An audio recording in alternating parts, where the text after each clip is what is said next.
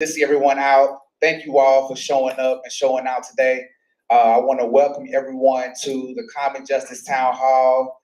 This is our second installment of this town hall, and it is great to see everyone's faces. All right, so first and foremost, give yourself a round of applause for coming out today, right? Because I really appreciate it. uh, Recycle Reinvest were gracious enough to be able to get this space on behalf of the Tennessee Justice Center. So I want to send out a special thank you to the Tennessee Justice Center for working with us, supporting us, helping get the word out, just being a great leader as they are. So, and also, if you get a chance, please don't hesitate to stop by our donation tags to give a donation to your favorite organization. All organizations are on this tag, from Recycling Invest to Soul with Justice, Tennessee Justice Center, Urban Green Lab. Who else we got on here? Urban Green Lab, Jennifer, Nashville PLC, and the Tennessee Green Creative Reuse Center. All right, please donate to an organization of your choice. We have all put in a lot of work, a lot of planning to make this day happen, and it is truly, truly appreciated. All right. So, is everyone ready to have a conversation about waste? Yes. Right. Well, before we get to that, I would like to open up with a few icebreaker questions. And also, during the moments of intermission, I would like to encourage everyone to visit our community art table. Uh, this community art piece that we have here is something that we started at our last town hall meeting, where we asked the question, uh, what do you want your community to look like? Right? And it is based in four categories, right? Community resources, energy resources, public spaces, and housing. We want to know, what do you want this South Nashville community to look like? Since our inception, Recycle Reinvest has been working citywide, really. But we have did most of our work in South Nashville and East Nashville and North Nashville, leading with our community cleanups, our street healer team, picking up trash and recycling cans that can be diverted from the trash. And we take those cans and we turn them into cash, and that goes towards helping us fund our art and educational based programming for youth. We offer a program by the name of the Soil Soldiers, where we hire kids who come from underserved communities, who are, have certain behavior issues that are in and out of juvenile, or just, you know, kind of finding it hard to adjust. We expose them to different career paths and planting trees with our partners at Root Nashville, right? And that program will start this summer. We'll be going from June to August, teaching the kids about soil remediation, how to test your soil, and then eventually we'll plant trees more so like in the October time. The summer's not really the best time to actually plant trees, so that's when we do a lot of our training, a lot of our education, and introducing them to different leaders who are arborists, who are environmentalists, having that moment for them to meet people from these backgrounds to get their perspectives, right? Aside from our youth programming, like I said, we're most known for doing our community cleanups with our street healers. Right out here in the Napier community, we have been committed to leading community cleanups 9 months out the year with an average of 300 volunteers a year. Majority, not all of them, but majority of those volunteers come right here from this community, in the Napier community. How many people in this room are familiar with the Napier community? Good, good, good, good. The one thing about the Napier community has a various amount of issues that they deal with. Um, the main, those issues range from, one, they do not have access to healthy food. There, if I don't know if you all have been out here or as you came out here, there is no grocery store in this area, right? There's also a struggle with mobility and transportation. The majority of these people, the only transportation that they have is the bus. And if they do have to take a bus to go get food, they're literally traveling an hour up the street. I think the nearest store an hour away is about Save a Lot. They'll go an hour up to Save a Lot, get their groceries, take an hour back down. That's really a problem. At least I believe that is a problem. So what we wanted to do is we asked the question, what do you want your community to look like? What do you want this community to look like? And like I said, from our last town hall, this is what the people um, put down. And it was broken down into four categories: community resources, energy resources, public spaces, and housing, right? So when you get a chance, please visit that, take a look at it, sit with that question, and contribute to what you think this community needs to be improved. So far, since we have been here in collaboration with other partners such as Walk Bike Nashville, Tennessee Justice Center, Napier Elementary School, Napier Kitchen Table, there have been a ton of things that have been happening. We have 2 years ago or last year, we planted 40 trees in partnership with Root Nashville. There was a big desolate area in that community it was just empty. It was just an empty plot of land. And Recycle Reinvest worked with Root Nashville to get 40 trees planted right here in this community. Then after that, Walk Bike Nashville, they led an initiative and they were able to get some not sidewalks, but crosswalks, get it painted. So that way, trying to beautify this neighborhood, right? Because for some people, this is all that they have. And if this is all that they have to do the best with what they have. We have also Recycle Reinvest strive to align our goals and mission with the solid waste master plan and trying to aid them or assist them with giving them more waste management options. Majority of the people that live over here, they only have access to like one dumpster in their area, or like there's no trash cans around as far as at their parks, or just around just to throw away trash. So what often happens is that dumpster gets full and the trash gets blown everywhere. And also people use this area as like almost like a local dump site for reasons we don't know why, right? We don't know who's dumping this trash. We don't know why the trash is getting dumped here. But what we do know is that we want solutions. And it's not going to happen today. It's not going to happen in one day. It's not going to happen in 1 year. It's not going to take just one group. It's really going to take all of us to be boots on the ground and to approach this issue, right? So what I want to do is, before I get too far in, I also want to let you know that we will be having food served by Napier Kitchen Table and Cooking the Right Way. The youth will be providing us with some food today. They're going to provide us with a pasta buffet. So get your stomachs ready for that. That's going to be delicious.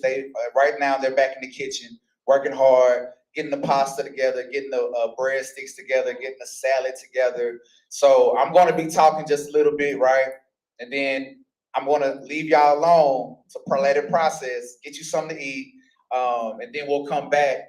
And once we come back, we'll have a guest speaker by the name of Marquita Bradshaw. She will be leading us in a conversation, or more so giving us her perspective and giving us more context about environmental justice movement and what she's been doing down in Memphis and what her solutions look like, from I would say, not only a community organizer, but also a political perspective, right? And then we will have some great speakers come on at this panel, and they will take the conversation about environmental pollution, degradation, and how this impacts our mental health and overall well-being. We'll have experts on this panel with backgrounds in mental health, environmental justice initiative with Urban Green Lab. Also, we'll have Jennifer, who is a expert in meditation and well-being and wellness. And we will also have Daniel from the Tennessee Creative Youth Center, which is right here, my guy. who is a reuse expert, right? You know, giving us some conversation and some navigation on how to repurpose this waste, right? In more than one ways than other. How does that sound to you all? Is that good with you? So, as mentioned, I got some icebreaker questions. All right. There's no right or wrong answer. I just want to know. I want to know who's in the room. Make sure my people are here. By a show of hands, who agrees or believes there's more trash in low-income areas? All right. By a show of hands, who believes and agrees there are fewer options for healthy food in low-income areas?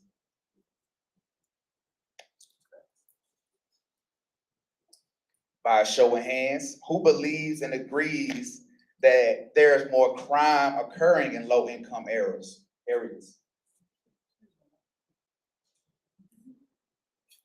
Indeed.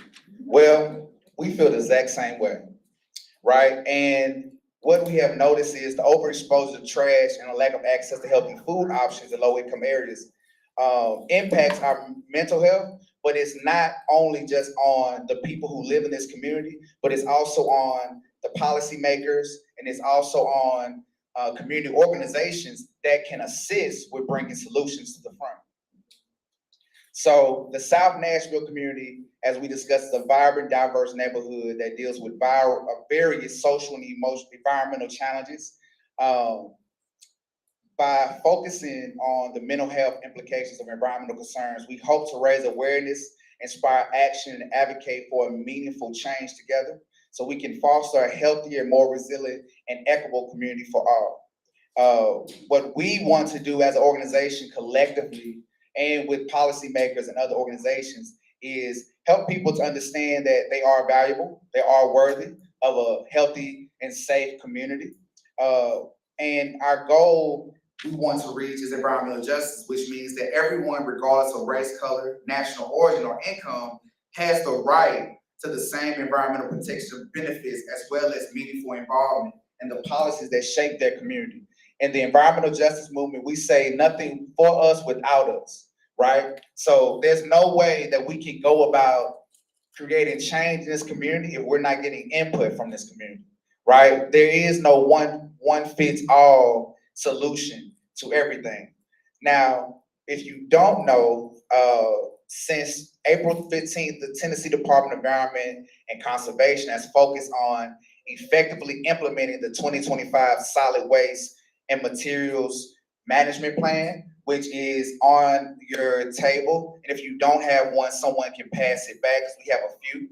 But in this solid waste master plan, that is actually going to be, I guess, like they're going to be creating a new plan after this year. This will be the last year that this plan will actually, I think, be effective or be in action more so. But the solid waste management plan is basically a guide, a tool for us to reach the zero waste goal in our community in Davidson County, right?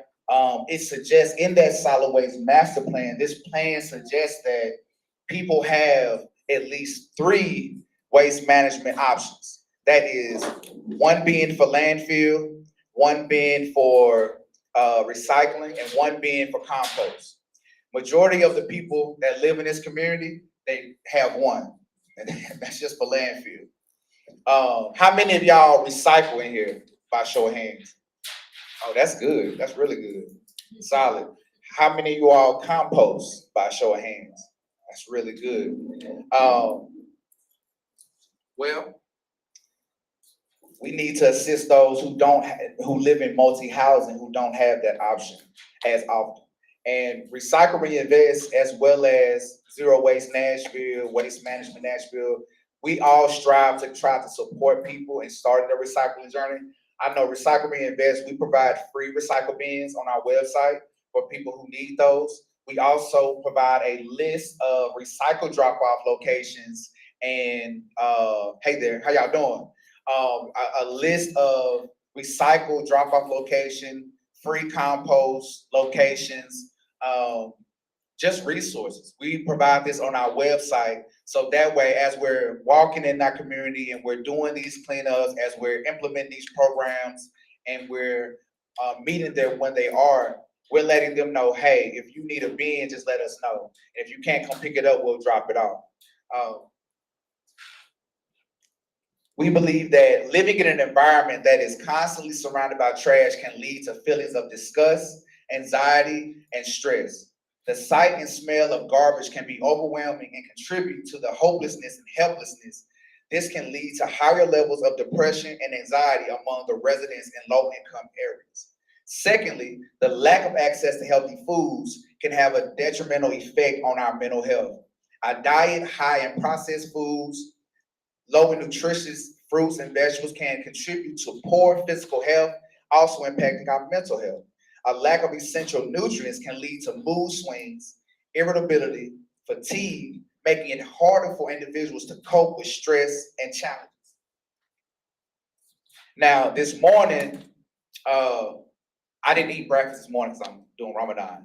But on the normal, on the regular, I will start my day with some type of fruit. I do start my day with some type of meditation. How you doing, Ms. Bradshaw? I will start my day with some type of mindful action and healthy food to really get my day and get my mind set with the right intention as I go about my day. Oftentimes, this community does not really have that option, and that can take a toll on them day by day by day, right? Which is probably why we see what we see, the lack of access to healthy food, more crime in this area, as well as just a lack of opportunities for them to either, work with someone else. And also, I have a great tribe. I have a great friend group, right? That's also very important. Having people that are in your corner, who you can talk to about the tough things, that also really helps, right? Having a sense of community. But when you live in a community that is riddled with trash, you know, you almost wake up probably feeling hopeless, right? And that's not what we want. That's not what we want to perpetuate and continue.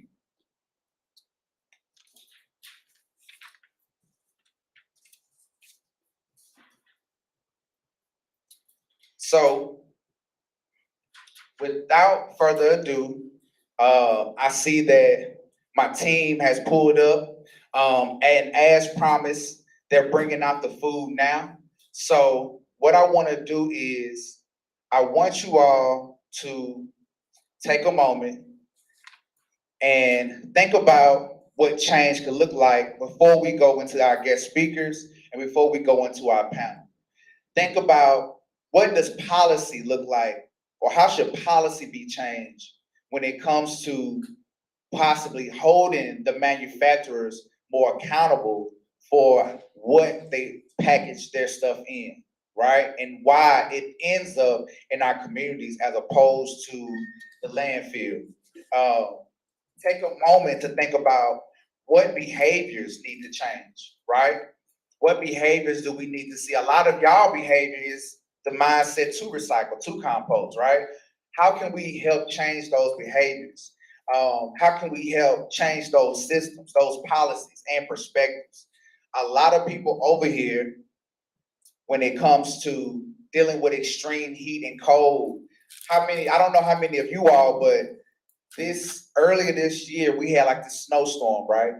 And during this snowstorm, we had an extreme upcharge on our bills. At least I did. You know what I'm saying? I don't know where y'all live or where y'all at. And I'm pretty sure they felt this too, right? We need to have like a better approach when extreme heat or extreme cold is happening. That, if the bill's going to get raised, there needs to either be some type of support or there needs to be some type of offset to where we're not having to pay such a high bill because of the weather that we can't control. We also need to have a change in how we approach the waste management in these low income areas, because the same thing that is going on out here in South Nashville, where we're committed 9 months out the year, the same exact thing is happening in North Nashville, the same thing is happening in East Nashville, and so on and so forth. This local issue is a global problem. That's what I want you all to kind of think about. Also, I want you to think about the mental health impact by pollution, right?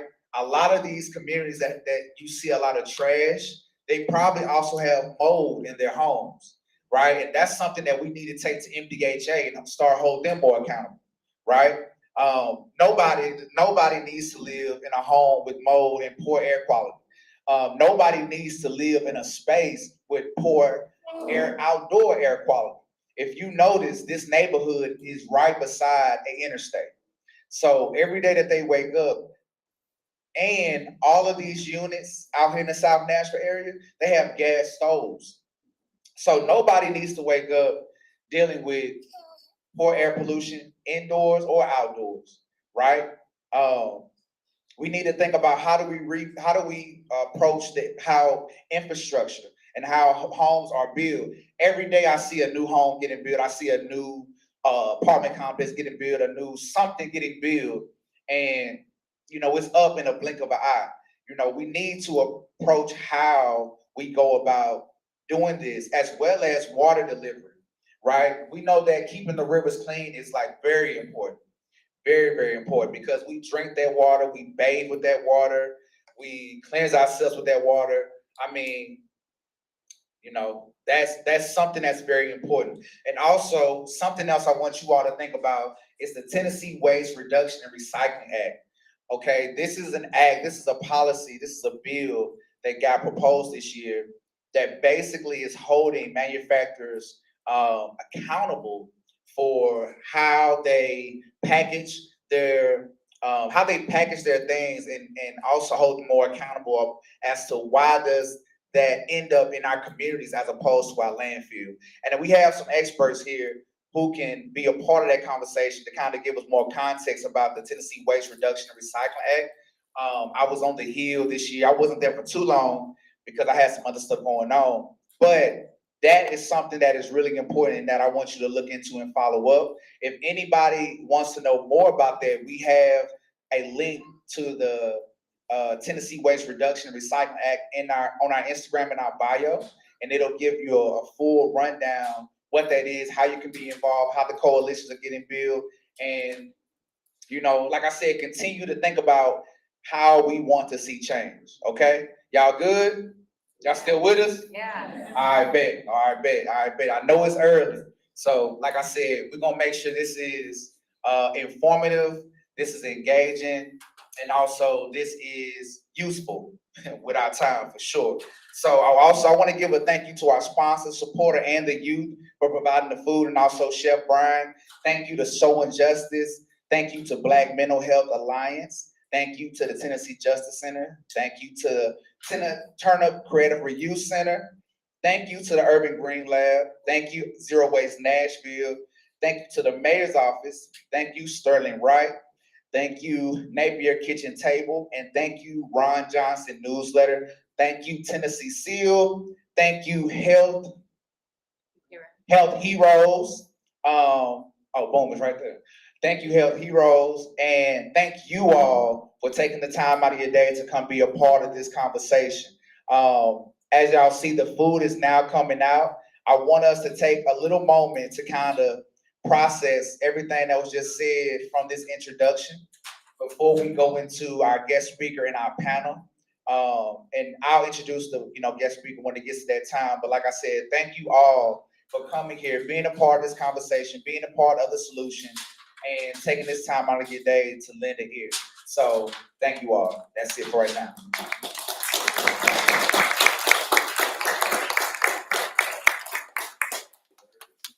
So yeah, we got some food ready for you all. If you want to go to the bathroom, if you want to visit our community art, or if you just want to go ahead and start fixing your plate, y'all more than welcome to. We're gonna take about another 10 to 15 minutes break, and then we'll come back.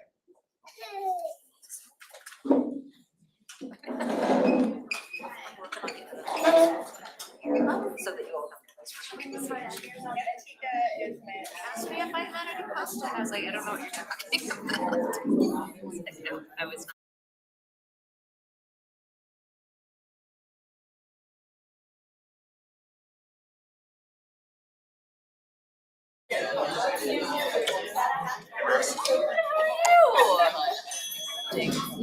I wear them all like saw you at the- together. I'm obviously the first piece. So I know.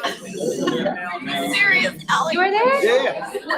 You say hi? Just letting you float like a flower. I Just checking it was out. doing my thing. I have my tambourine.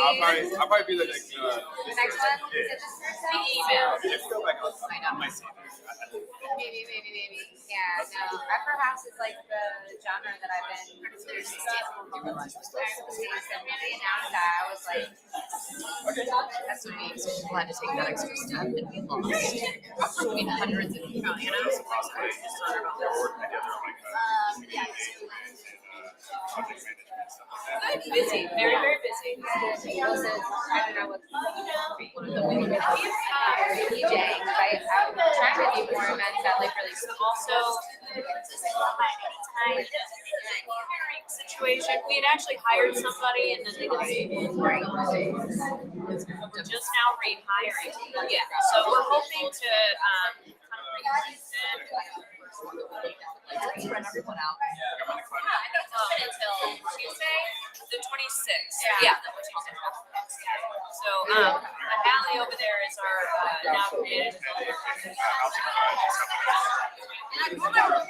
So over the first week, hiring stuff. We haven't been able to do it again, but it's definitely spread out. I mean, I kind of like it when it's gritty, when it's just like figuring out. But it's really, it's nice out there to like lower dramatically. Which is great, because right, like then you compare with like a Madison, which is just over the river, like. And that's why everything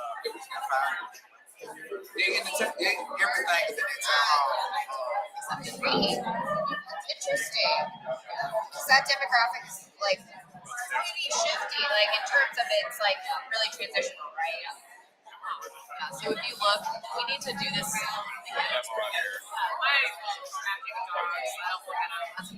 Actually, we've had to replace people. We had a map at one point that showed us where everyone is. Now, I wouldn't want to send like that file where it's different people's actual addresses. Like, now I'm gonna write back. It really is all across. Yeah. And some of them are content. Yeah, I know that's on the list of things starting to pass. Great job.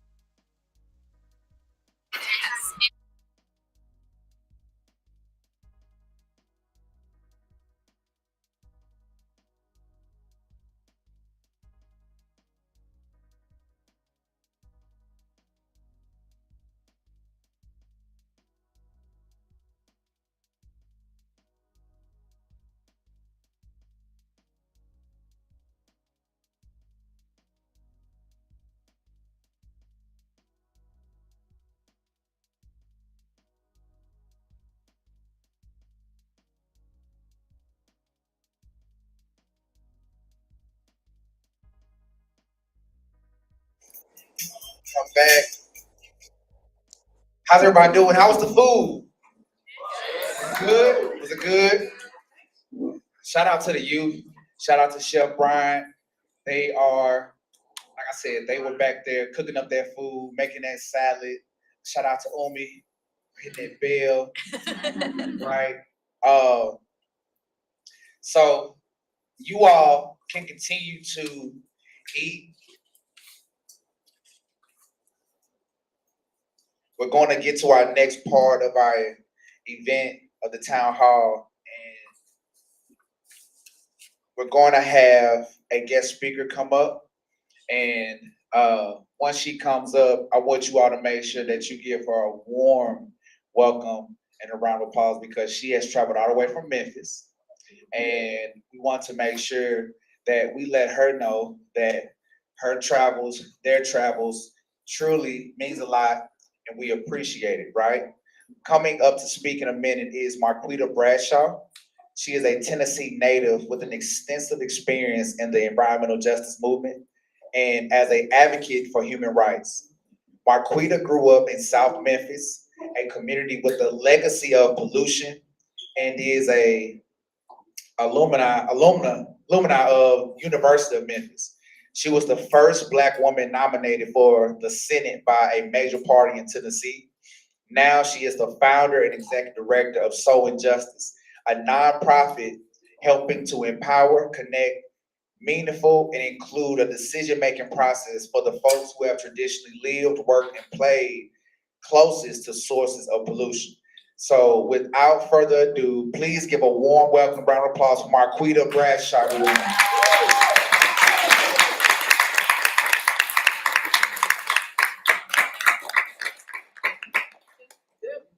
Is it morning, afternoon? Where we at? But listen here, I am happy to be here, right? Umi, can we get that bell one more time?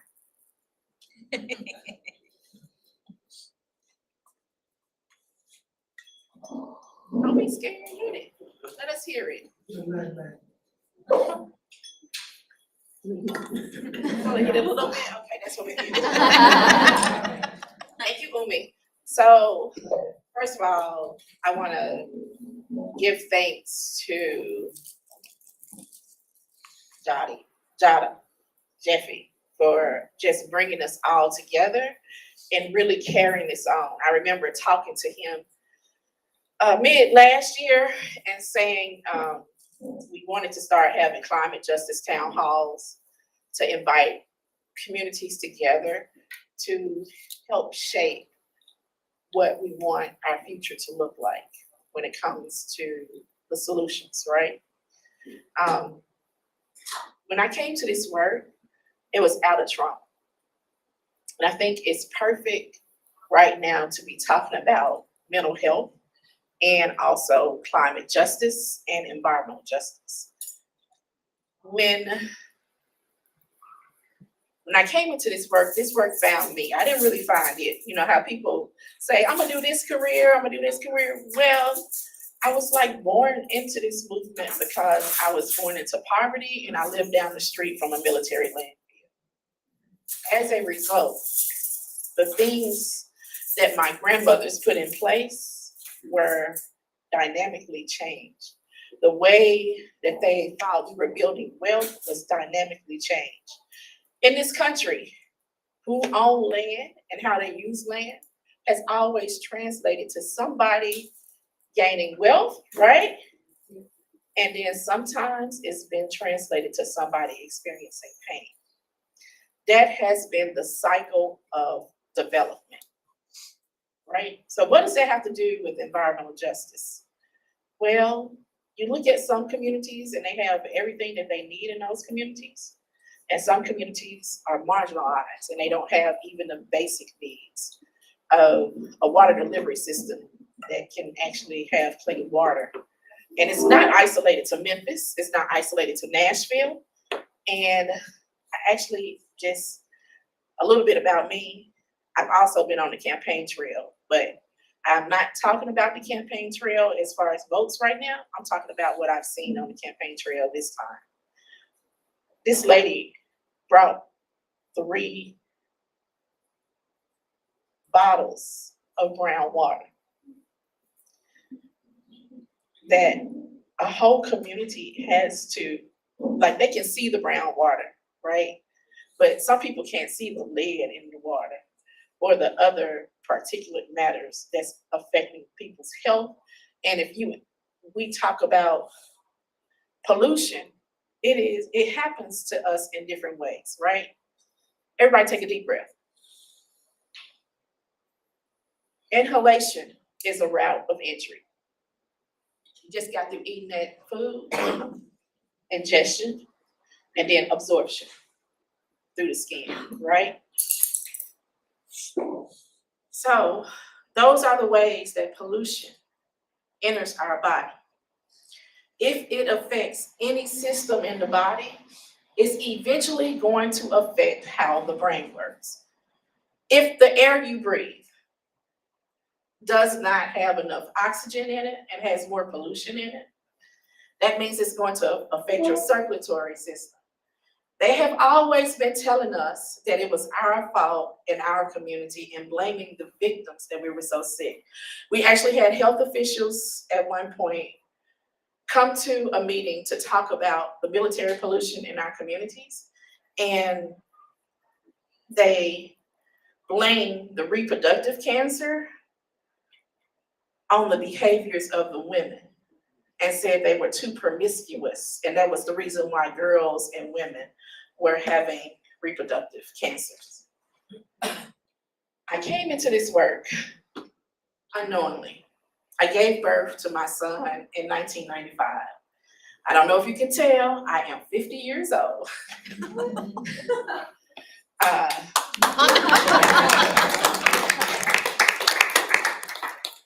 When I gave birth to him, I did not know that within 24 hours I was gonna get kicked out of the hospital because of insurance, right?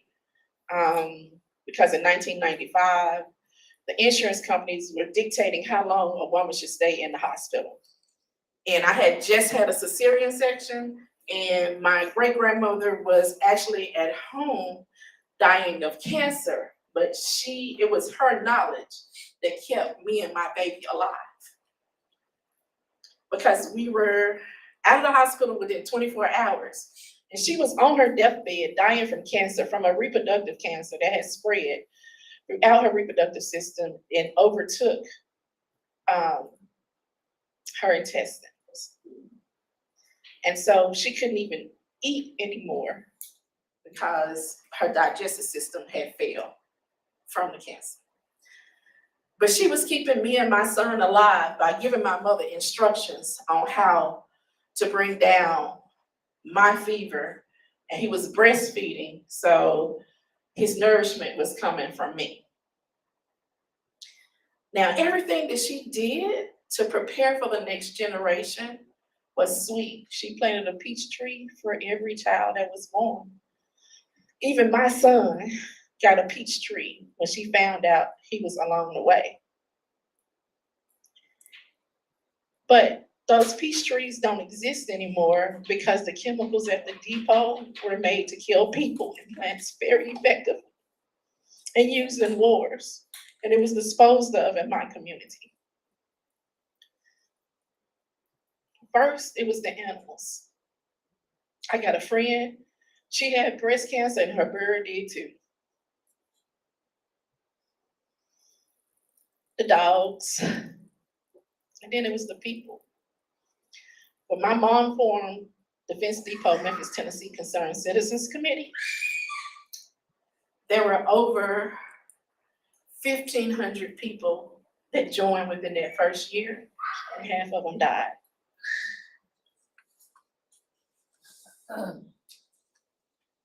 Why is this important about how we develop communities? Now, we got caught in the military industrial complex. Not only that, we were also in an industrial corridor where 200 years of pollution. You guys drink from your river here, right? Guess what?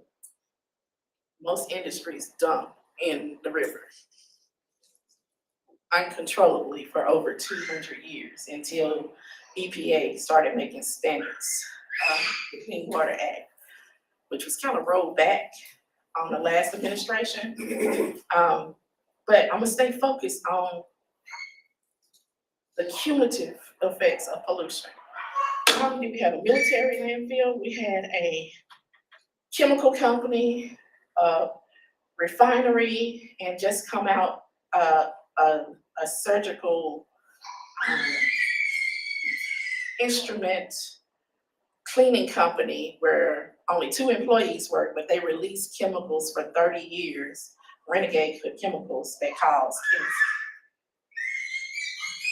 cancer. And there are other things that pollution causes: respiratory illness, circulatory issues, like high blood pressure.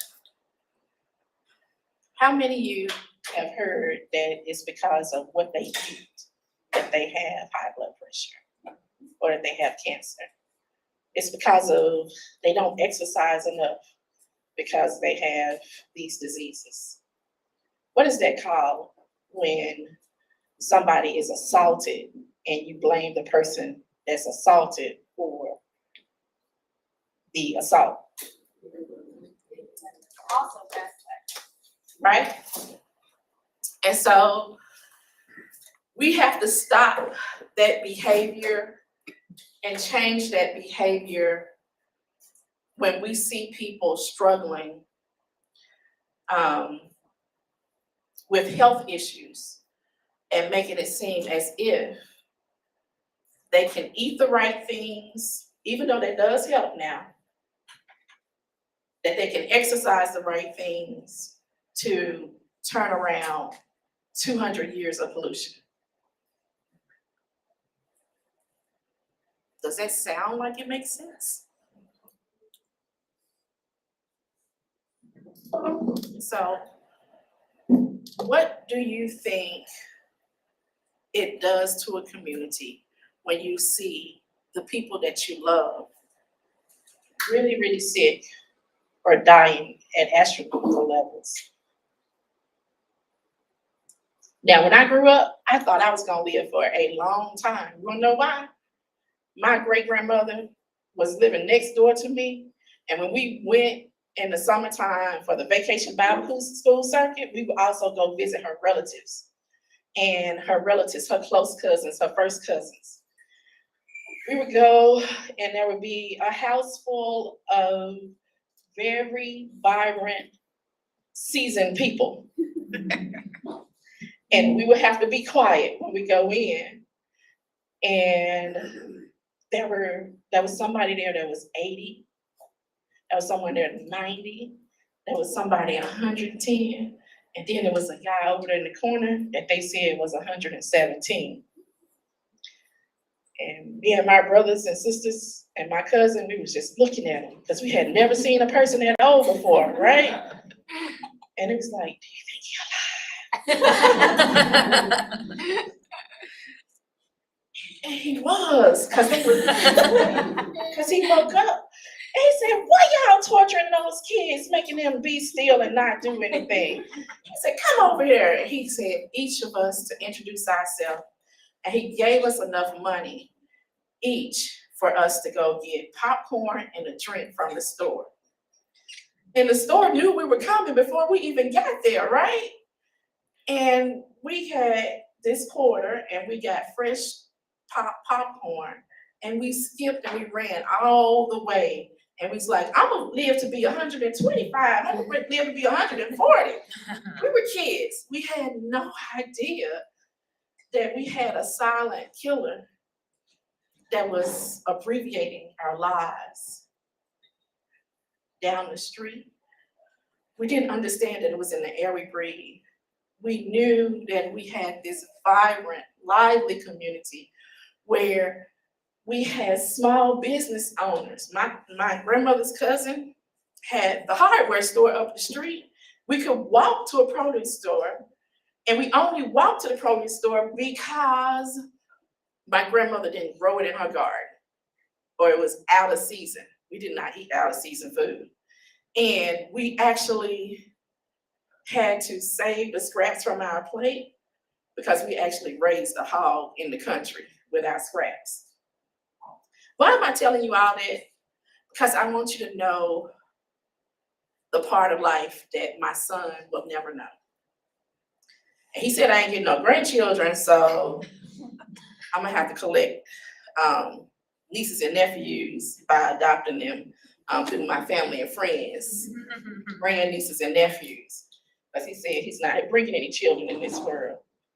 Because he doesn't have a great outlook about where the world is going and is how it is developing.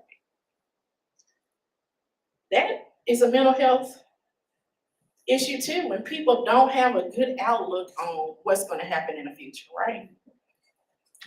And so, me, I am overly optimistic, right? I did the impossible. It's a fact, so I can talk about facts. In 2020, I ran for US Senate, and I won with $22,000 and some change.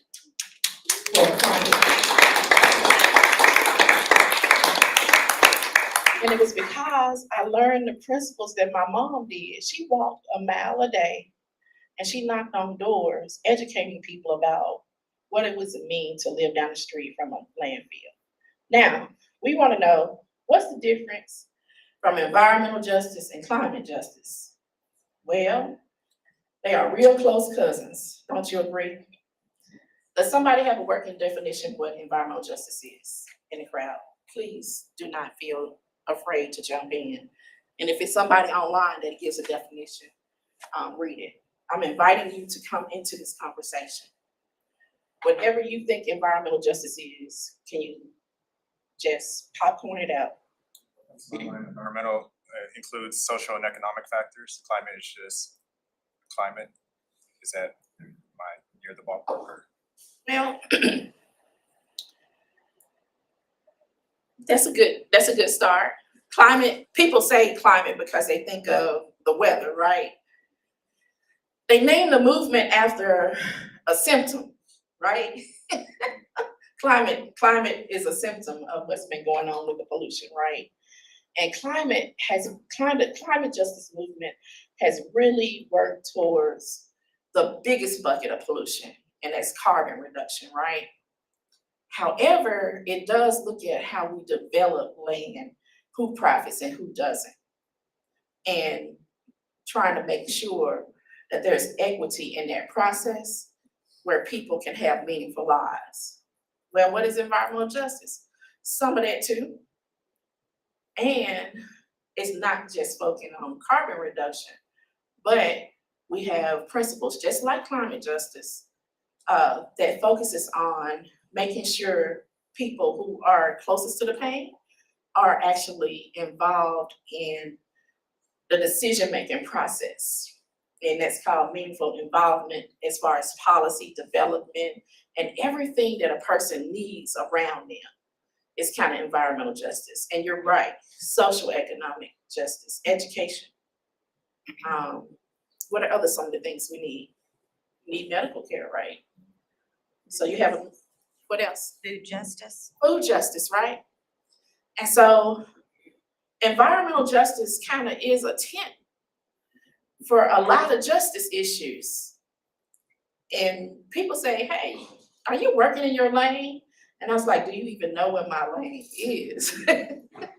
Because my lane started about making sure that people could live, because what was going on in the environment was killing people, and then the social economic structures around them was not there to support them with solutions. So after you experience environmental racism, you go into where you experience medical racism. And make no mistake, rural hospitals closing down, that is racism that has festered into poor white communities. And so, yes, white people do experience racism, but not the kind that keep you out of school that people think it is. It's more so whether or not you have a hospital in your community. it has festered because those policies that was meant to harm a particular class and race has spilled over. And so people are experiencing environmental racism, and they give it a lighter word, injustice, right? Because they're afraid to claim racism. But we can't do that. We have to speak truth to power. Because if we don't speak truth, we won't start the healing process. One thing about talk therapy is you have to talk about what went wrong in order to fix it, right? And today we're talking about how all those things take a toll on a person's mind. Today I'm here and they are eulogizing my great aunt, and she lived a vibrant life. Because she was my grandmother's sister. They were all pretty, beautiful, smart women. And I come from a line of women that know how to speak their minds and love their communities. And I carry on that legacy. So what do we do about environmental justice and climate justice? Is it too big for us to have solutions? Do you think it is? It's not. It takes us working together. It takes us recognizing when greed is in play and checking it and making a way for Black manufacturers not to continue to produce the same waste that has harmed communities over 200 years. Not only are they releasing chemicals in those communities, then the trash from the actual product ends up back in the communities too, right? So how do we move to a zero waste system and create a just transition? That's what we do at So Injustice with organizations like Recycle Reinvest, is empowering people to be a part of this process. We can reimagine a better future, but it starts now. It starts being a part of the boards that make a decision. It starts with making sure your elected officials understand how to ask for economic impact statement, but also an environmental justice impact statement.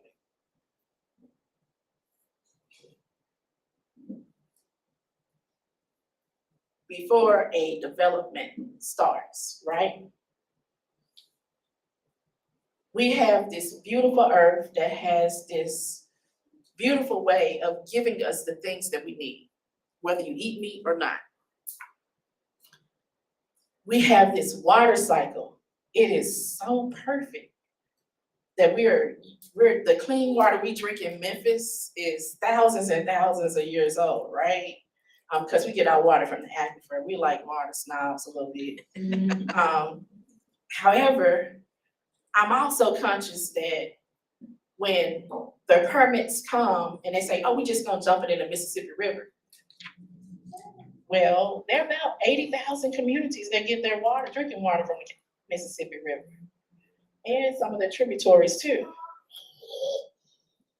So if what we put out is what our great-grandchildren are going to eat and breathe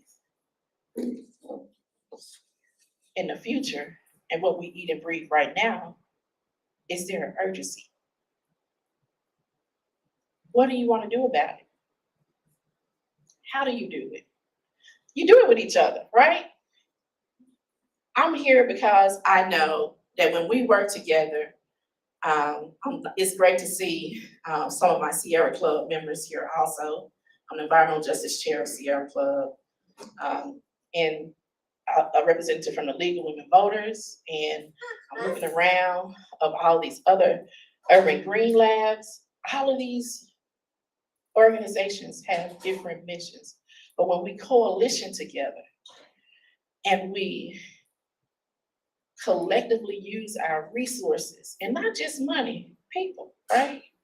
We can get some beautiful things happening. We can get the right laws passed. We can protect the sources of where people drink water. And when you take that deep breath,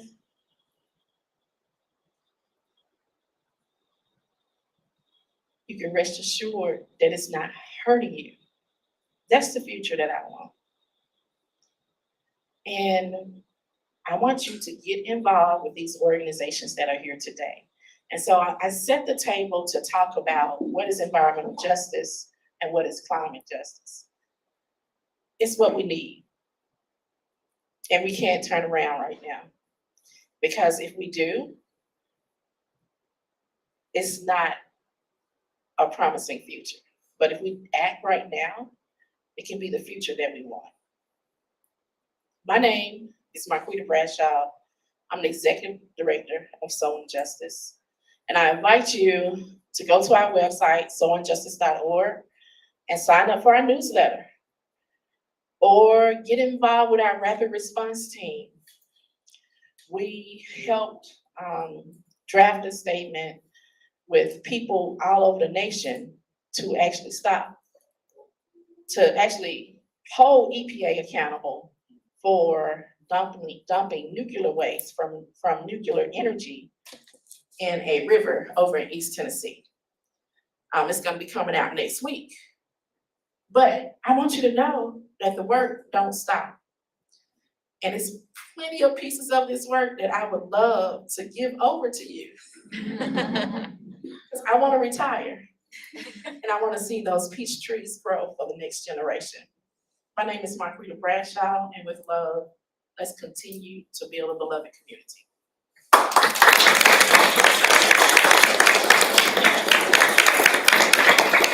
Thank you, Ms. Bradshaw. Thank you all. Whew. So I think we should take about 5 minutes, right, to kind of process that, and also take another moment if you want to go get some, go to the bathroom, get some to drink, fix another plate, and we'll come back and further this conversation with our panel. But how do y'all feel? How was that? Good.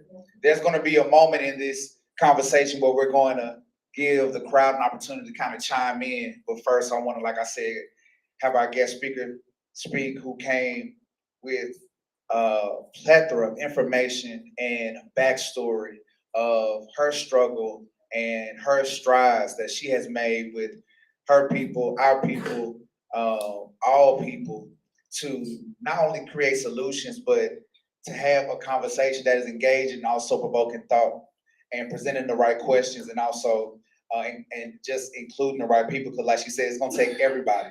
Everybody can do their part in some kind of way. So thank you again, Ms. Bradshaw. Thank y'all again for listening.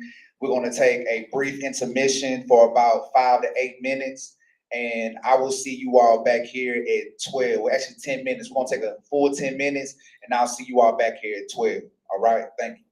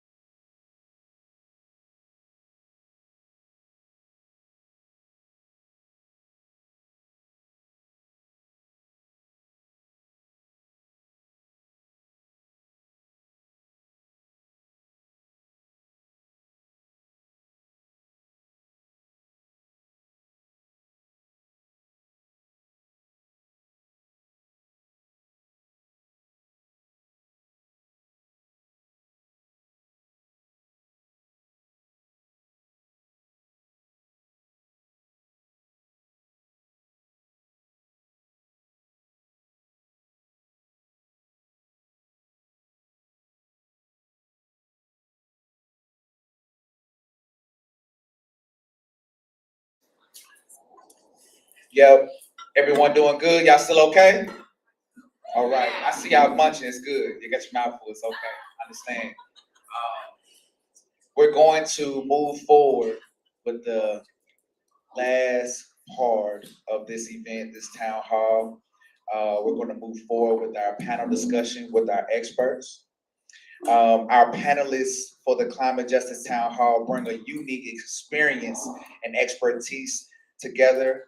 Our panelists offer a comprehensive, multifaceted perspective on the impact of environmental pollution and waste on people's mental health and overall well-being issues in Nashville, making them a valuable and dynamic group of experts for our event. So what's going to happen is I'm going to introduce everyone, and if you would please reciprocate the love with a hand clap as I welcome them and let them know that we do appreciate them for being here and sharing their perspective. First person and leader that I want to introduce is Dr. Elion. She is the owner of Elion Management Consultant LLC. She is also the co-director for Soul and Justice, which is a nonprofit focused on environmental justice. Dr. Elion serves as a chair of the Greater Memphis region and past chair of the Advisory Council for the Tennessee Suicide Prevention Network. Additionally, she is a Triumph Over Trauma trainer and a Building Strong Brains Adverse Childhood Experiences, ACEs, trainer. Dr. Elion is a certified question, persuade, refer suicide prevention trainer for the QPR Institute. She is also an applied suicide intervention skills trainer for Living Works Education and a Shield of Care trainer. Additionally, she serves as a board member for Free Life, which is focused on addressing human trafficking in West Tennessee. Dr. Elion is the secretary and member of the Board of Commissioners of Education, Health, and Housing in Memphis, Tennessee. Y'all give a warm welcome to Dr. Elion. Elion is both the former executive director in trauma-informed programs and the special assistant trauma-informed intervention for the juvenile court in Memphis of Shelby County. So she is like all overboard, checking off all the things, right? Next, we have right beside Dr. Elion is an awesome guy. Daniel Green is the operation manager at Turnip Green Creative Reuse and has been with the organization since 2019. He has a background in green building and earned his master's from Lipscomb University Institute for Sustainable Practice. He is passionate about material reuse and is an avid reuse builder and woodworker. Y'all welcome Daniel Green.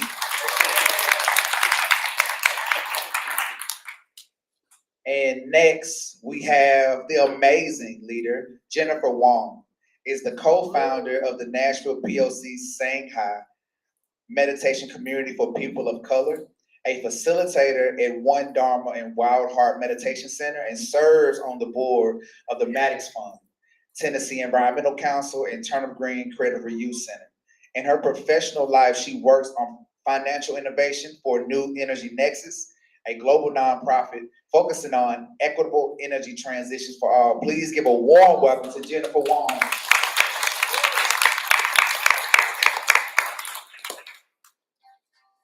Last but not least, powerful she is, Stephanie Roach, good friend of mine, is an assistant director of special initiative at Urban Green Lab.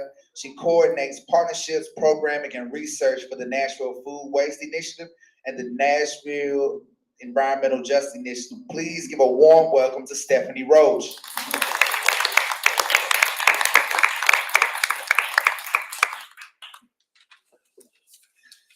All right, now I'm gonna take a seat. Thank you all for being a part of this conversation. Really appreciate it.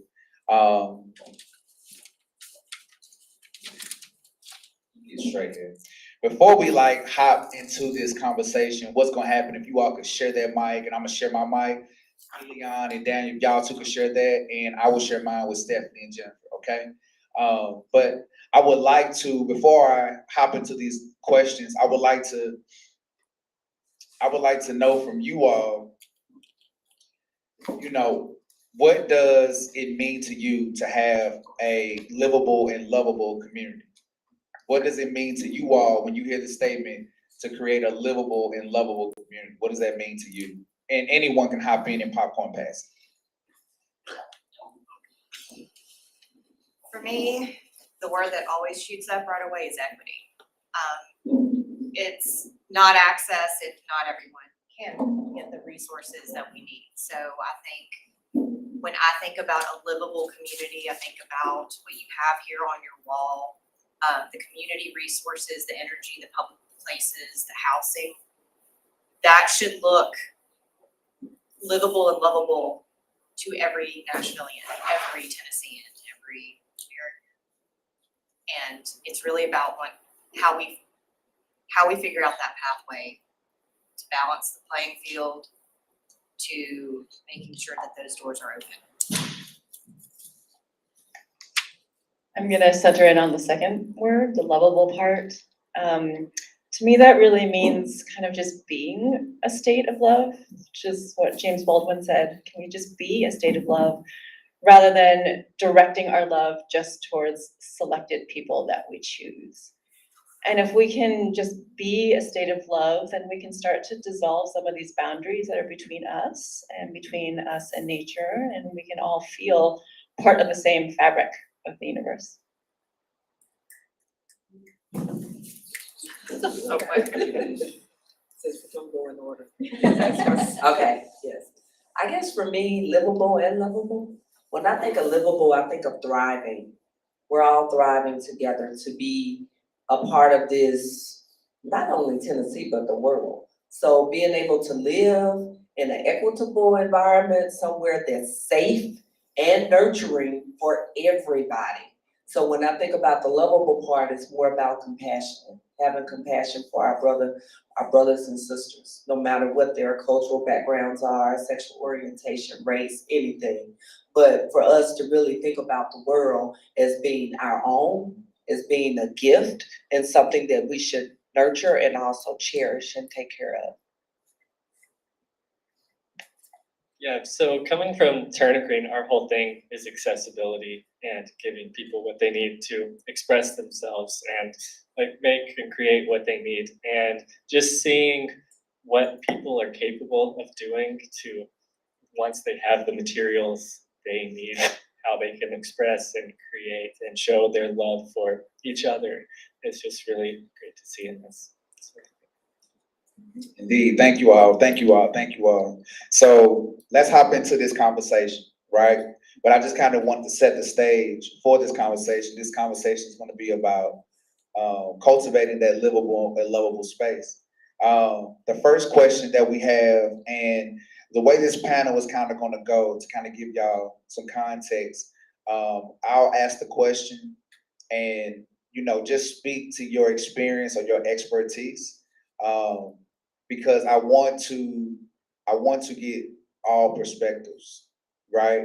I want to get all perspectives and different approaches. So the first question is, we had talked about earlier about the issue of transportation and mobility here. When people who don't have a car, who don't have bike, or don't have too many options on how they get around, and their only option is the bus. How does the lack of access to transit impact a person's day-to-day for sustainable living?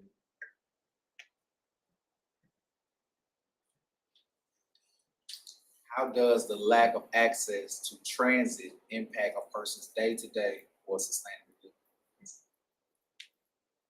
living? Okay. We can all speak at once. I think for me, when I think about that, I think about a family. Let's say a family of 5, mom, dad, 3 kids. By them not having a vehicle, it's hard for either parent to get to work. Depending on where they live, they may have to take their kids to school if a bus is not available to them. So I think that would make it very difficult for them to either get a job, maintain a job, and also just do daily living things, especially what we're seeing now a lot in Tennessee. We have food deserts everywhere, so they're not even accessible, they don't have a supermarket close to them. So now they're trying to find rides or pay for rides just to go to the grocery store to provide for their families. So I think just by what you said, having that limited transportation would make it very difficult for a family of 5, a family of 2, a family of 1, just to survive in today's society. So I think whatever we can do to try to shed light on that and try to make sure that their needs are met would be ideal, especially in getting transportation, as I see a bus pull up right outside. So just having those buses, because buses don't run all over the city. And that's the other problem. So having more access to transportation, I think is vital. Thinking also about the mental health impact of that, where is there a sense if you don't have any transportation available to you that you feel limited, right? You're stuck in this place and subject to what the city or the state has decided you are worth, like what resources can be invested in you, rather than being able to have mobility, not just in the sense of like literally moving around, but mobility in your life to say, let me get exposure to other experiences, food in general at all, resources, and the ability to just have freedom, right? Like what type of limitation of freedom are you feeling at that point? Yeah, and I think even with like shopping habits, if you're limited on where you're able to get to because of a bus line, if you're going to the grocery store and you're worried about how much plastic you're buying, you're just gonna buy whatever you can get at the one grocery store that you're able to get to on the bus line. And that's the same for clothes or anything that you're trying to shop for. Yeah, I think about the resource, the sovereignty of it, and how if you don't have that first step to even get there, your mind is riddled with anxiety. We're not concerned about packaging and all the other things that can be, not really considering the actual quality of the food that you are able to get. So I think that in terms of food justice certainly is a starting point, and other resources as well. It's really limiting and can create anguish. And I think too, they're thinking about survival. How do I just make it? And I was thinking about yours with mental health. If they're not close to a store, are they close to a hospital or a clinic? If their kids need mental health care, if they need mental health care just to deal with those stressors, a hospital, if anybody is injured, how do they get there? So thinking about those things too, just the basic needs of surviving. Right, and also the actual way that we've developed communities in the city as it's grown, the actual infrastructure, sorry. So teachery of me, right? Like, I think I can project. But no, I think about how our planners and how we as a community can start talking more about what that ideal city looks like and how we create that access just through our planning and design. Thank you all. Next question is, how can ally communities use their privilege to advocate for people and the planet? How can ally communities use their privilege to advocate for people and the planet?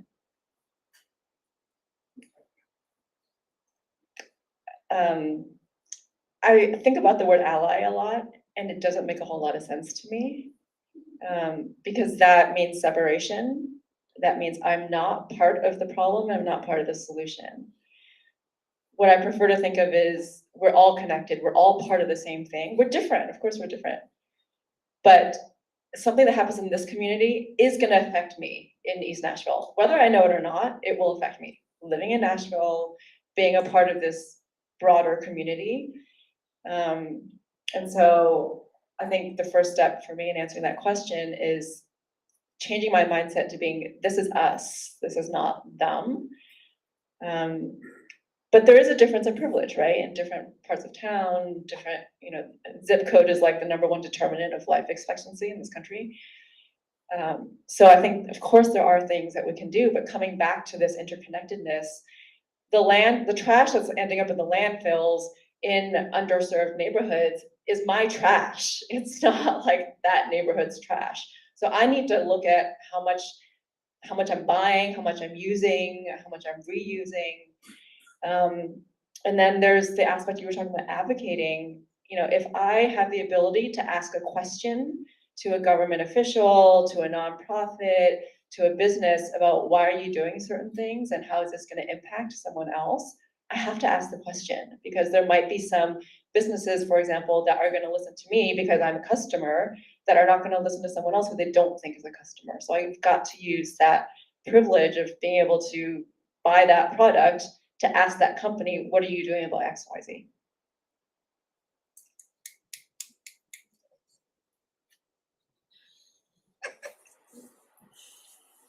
And then I think if you're not aware of Turnip Green, what we do, our whole thing is sharing resources and materials. Our stores pay what you can donate what you have. And if you are blessed to have too much of something, like you can share it with us. We were talking earlier about the Buy Nothing groups and that sort of things. Like if your easiest option might be to just throw away your stuff, but if you really can just take the extra step, there's always someone out there who needs what you just really don't. And I think, ask that question one more time. How can allied communities use their privilege to advocate for people and the planet? So when I think about privilege, I don't like that word, because I think that's the word that sort of gets to me. So allied communities, when I think about sowing justice, it's more about you reap what you sow. So if you sow justice, you'll reap it. And so I think all of us need to be a part of that process. So all of us are allies. All of us are a part of that community. And once we realize how interconnected we really are, we realize that right now we're operating in silos. And the silos need to be getting rid of. And then we can see how each piece works together, whether we're dealing with the climate, the soil, the water, racial injustices, how all of those things are actually intertwined and they impact each one of us. So I think if all of us are working together, doing what we need to, and we're educating one another about what our missions are, and we see that we can help each other in each one of those roles, I think that's what's most important. So I think we can work together by communicating, educating one another, and also helping one another when needed. Yeah, I want to second that. Urban Green Love, our bag is education, but education is really just communication and making that convening space for us all to come together. I think when we use that power, what we're really handing over is a collective megaphone. And that's what we need to be doing. We need to be raising awareness about these issues together. And again, just educating and continue to communicate within this circle. We talked, Ayrton and I were about how we keep running into each other at these events. I love seeing the repetitiveness of the faces. That means that you're in it. You're in it in all the different facets. And the more we make friends and allies, the louder our voice gets. Thank you. What would you like the environmental community to consider more and prioritize in their climate agenda? The question is, what would you like the environmental community to consider more and prioritize in their climate agenda?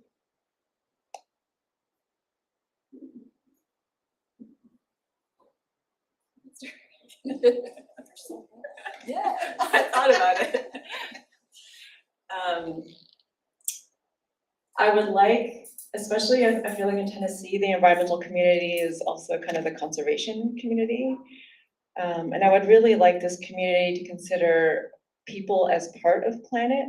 So not just planet and, you know, the beautiful nature. Sometimes nature isn't beautiful, sometimes humans are not beautiful. So considering us, the people involved in the planet and nature, and especially considering the indigenous peoples who were stewarded this land and are a part of this land, right? I feel like indigenous peoples often are not at the table of decision-making and conversation when it comes to climate change and when it comes to land use. And we have to remember that the conservation movement exists because this land was taken from indigenous peoples thousands of years ago who knew how to care for the land in a very reciprocal way.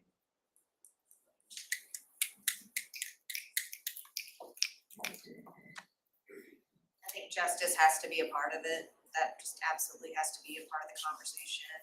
Marquita, you shared with us that environmental justice is really a term that is an umbrella term, and that encompasses so many different varieties of justices and ways that we can interact with our community and help uplift those who are out of balance, it is not equitable and do not have the access that we all enjoy. And I know we are doing this work, but I think the people along with us that really need to be here are not here. So I think we need to get more out in our communities, meet them where they are, whether they're at a park. While we drove up this morning, I saw a group of homeless men over on the side of the road to talk to them because this also impacts them, our veterans. So reaching some of these other groups that we may not think about all the times, but going where they are, meeting them there, talking to them, and not just coming in with this agenda, but listening to what they have to say. How has this impacted them as far as health disparities, as far as things that they're seeing in their communities, what they experienced growing up, and how it's changed since they've gotten older. So I think just us connecting more with the community, I think would be more. And I love what we're doing. We do the health fairs, but I think to go into the projects across the street, let's go in the middle of the projects and talk to them where they are and tell them what we're doing, how we can better help them, how we can work together, because it does impact all of us. I also wanted to what you're saying, the community listening, it is the root of all the good work. You cannot move forward without having the assent, but also just the knowledge of the neighborhood. That has to be where we begin. So getting out into the community and identifying, knowing who your neighbors are and knowing who your allies are, is something that we all have to work more fully towards. And I think producer responsibility is also extremely important. The amount of times I've opened a box of reused materials and seen something that should have never existed on this planet, but now it's going to exist forever because it's made out of plastic. And there's been this whole thing where this is all our fault. We have to recycle, we have to compost, we have to do all this, but we're not the ones making the things that we are now tasked with having to deal with.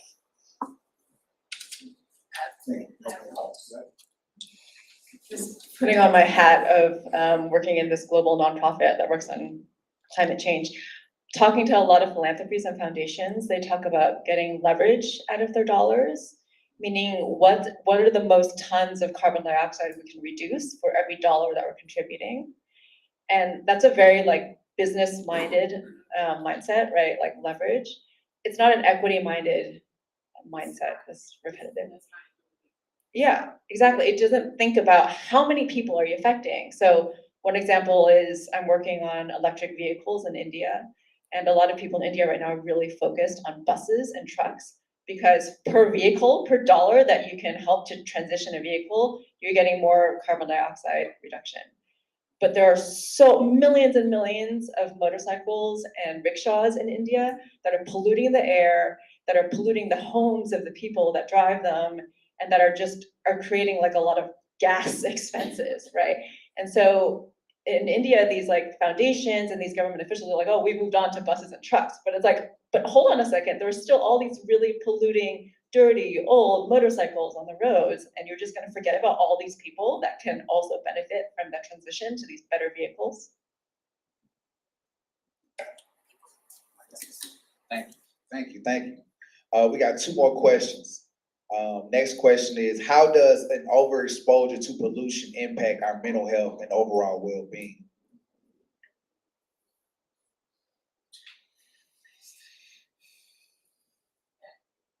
I mean, it impacts everything. I'm like, we're all like, what? Just in general, the stress alone is causing us to experience so much trauma. This is trauma from everything, and trauma, you guys, is any event or series of events that causes mental, physical, emotional stress in our lives. So it impacts all of us, whether it's with these, what we've been seeing, these rolling blackouts and power surges. We're going on with no heat for days. I know it was a whole week before our heat came back home in our home. And you're just thinking about, what does that do to your psyche? It makes people feel depressed and helpless and hopeless, because the people that we have put in these offices or these positions that's supposed to help us, they can't stop what's going on. We're seeing that families were displaced during those times. They didn't have enough money to pay for a hotel to stay in, so they're frozen at home. They're at home and they're bundled up, or they're staying with other family members. And I saw a lot of people using gas stoves. And so with that, I'm thinking about, and I'm thinking about a family in particular that really impacted me, because she said, Audrey, I can't wash the clothes for my child or for me. I can't go to work with dirty clothes. I can't send my children out with that. I can't cook. So just thinking about that. And she went into a bout of depression, everybody. And then by the end of the week, and her heat had not been turned on, she was admitted because she was having suicidal ideation. She felt helpless and hopeless. She felt that she was not a good mother because she could not provide for her kids. And her kids wound up staying with their grandmother while she went in. And she was saying, this is constantly happening. So by just that one thing, but it turns out it was other things that was happening in her life. She was experiencing, of course, a lot of racial injustices at work. She felt she was living in poverty, so she was barely making it. She was living paycheck to paycheck, and it's just constant. So I think overall, just all of those things play a role in a person's mental well-being. But the depression she experienced, the anxiety she experienced, and then the suicidal ideation. She's still here with us, you all. She is getting the help that she needs, but it took a process. But that triggering event for her was not having heat in her home for a week and not being able to provide for her children. That's a lot of hurt on hurt on hurt. So you're really having to peel back the layers of pain and suffering that have, we've talked about it as being the symptom. What we're seeing is the pain in the community is a symptom Of what we are having to typewriter back to fix in the first place. So yeah, I'm excited to hear what the different groups think. How do we approach that symptom? Because I think it's going to have to be multi-level. There's too many symptoms to have to fall.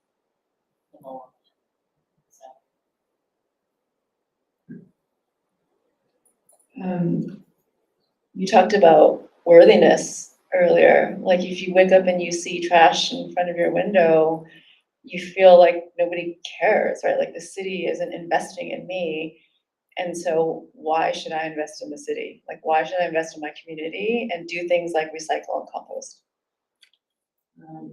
Also, I think of Margarita talked about so many of the impacts, the health impacts and the mental health impacts.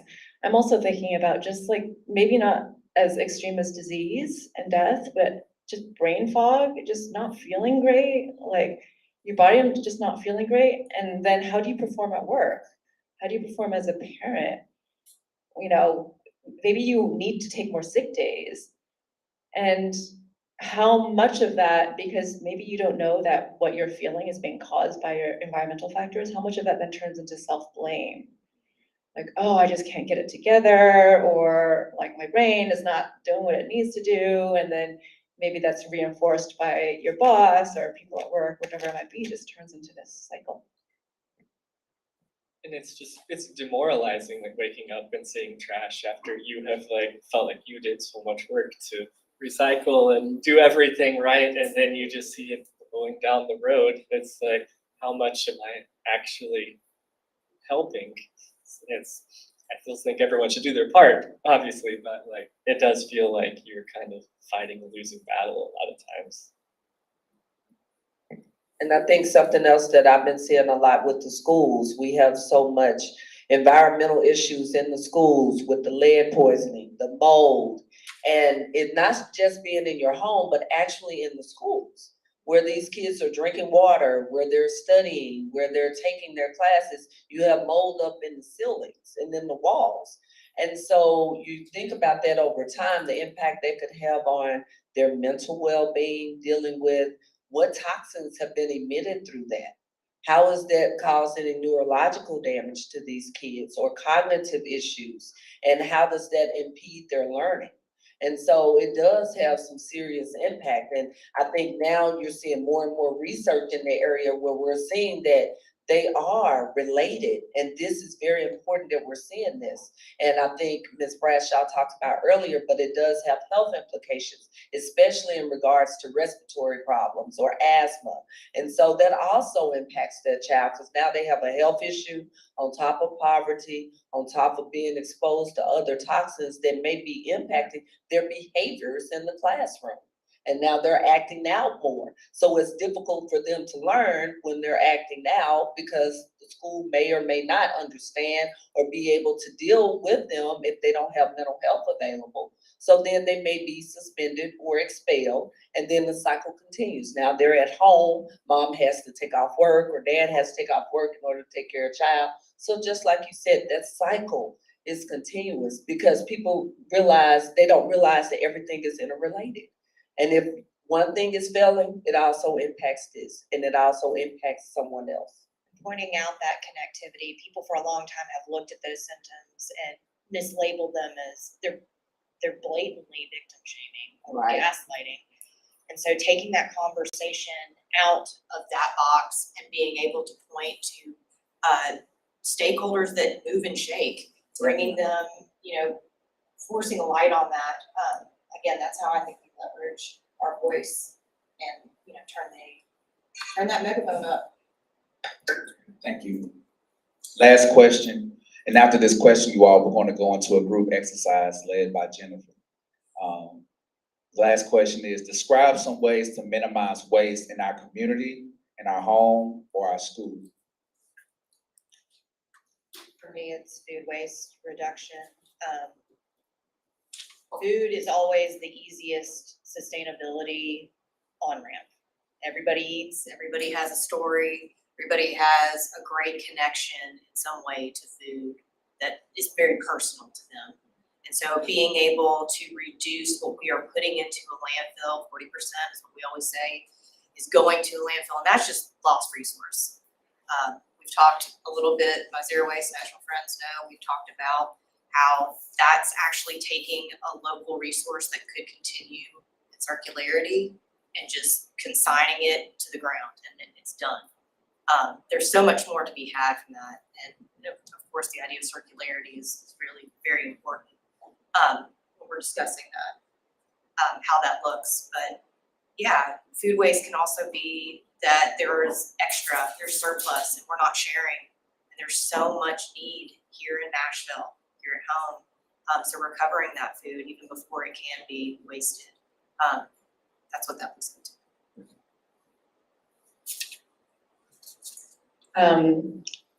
I always like to ask myself, do I need it when I'm thinking about buying things? Kind of the motto that I keep in mind is try not to buy new things, anything, like try not to buy new things.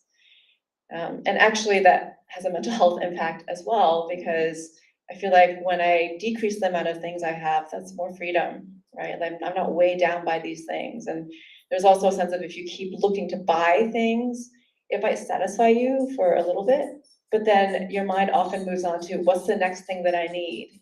So you're in this cycle of craving. So I think there is definitely a mental health and wellness benefit to just simplifying your life, simplifying the things that you have. And also just being really conscious that every time you buy something, even if it's an eco-friendly product, well, okay, well, how much, like, what's the transportation that it took to, during the manufacturing process, what's the transportation that it took to get to me? What type of emissions did the manufacturing process create? What kind of supplier? There's so many things to think about. Might as well just not buy it.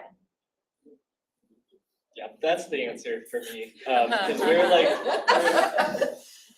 I'm always at the end of the like life cycle of a material, and it's like, it should have just never been purchased.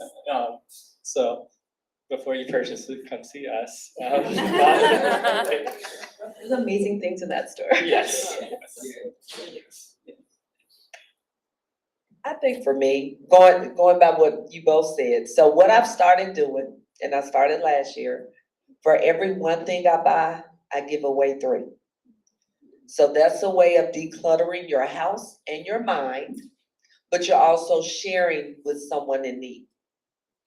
And so I have several friends of mine, and this is what we do. So now we just swap out clothes as opposed to going to the store and buying, because now we can't go to the store anyway, everything is online. So we might as well do it that way. Another thing that I think is important, and I think some of us are doing, but how many of us go to the grocery store? How many of us have 5 or 6, 7, 8 bags when we leave the grocery store? Okay, we do have recycled bags. We do have biodegradable bags. We need to keep them in our car. So that way we're not getting all these separate plastic bags from the store. We're actually bringing in our bags, putting it in there. You guys, it cuts down on so much trash. And then where do you put those bags at home? You throw them where? In the garbage? Some of us recycle and take them back to the store, but some of us don't. So I think that's a way to conserve too, just downsizing, making sure you use your own, and sharing with others, and not buying so much. And then that way you can conserve your money for better things that we can do for the environment. Thank you all. Y'all give a warm welcome and round of applause for our panel. I'm going to pass it to Jennifer. She's going to lead us in a group exercise activity. And after this, I will like some feedback from the community on what you all thought about the conversation, our guest speaker, the panel, everything. You know, it is all welcome. So like I said, without further ado, I'm going to pass it over to Jennifer Wong. All right, thanks Right. everyone. Thank you. If you guys wanna, this is gonna be like an audience participation thing. You just, I would love you to participate. Yeah, so you can, not up here, but. yeah, over there, okay. So we're, The panel, let them stare. oh, okay. Okay, so they can do it too up here. So I'm gonna describe it first, so don't do anything yet. This is basically a mindful communication exercise. Don't do it yet, we're gonna pair off and just, look around and find something close to you. And I'm gonna offer a question, a prompt to talk about. So I'm gonna time you guys, each person will have, I didn't do the math, 3 minutes to speak. And here's what's interesting about this, it's not just normal speaking. When you are speaking, you have the full 3 minutes. If you don't feel like you can fill the 3 minutes, you can sit in silence. So the full 3 minutes is yours. While you're speaking, the other person is just as engaged through listening, but it's not the active listening that we were taught as kids, which is like constant nodding and doing things. We're not doing things here, we're just being. We're receiving, we're absorbing. And one thing that you can ask yourself as you're listening is, can I feel this person? Can I feel them? And so you don't need to be a robot, you don't need to be totally still, but you're not saying a word, and you're watching how much of this like involuntary movement you're doing. So by doing this, you're really providing kind of silence and space for the other person to say what emerges organically. So what we'll do is we'll split off, and I'll guide everyone through this with my handy bell. We'll start off with just basic introductions, and to decide who goes first, you'll tell each other your birthdays. You don't just tell each other your age, just your birthdays. Whoever's birthday is earlier in the year will go first. And then and then I'll let you know, and then we'll start the timer for 3 minutes. You'll answer the question, and then I'll start ring the bell again, and then I'll offer you guys the opportunity to switch. You'll switch, the next person will go for 3 minutes. Is that confusing? Is it clear? So we're gonna do three, whoever has first. The earliest birthday goes first. They go first, what do they communicate? Okay, so let's get into our pairs first, and then I'll give you the prompt. So find a partner, and feel free to spread out in the room so that you're not like we're all right next to each other. Yeah, I feel like we don't know each other as So we're gonna take just a few minutes now, just to introduce yourselves to each other and find out each other's birthdays.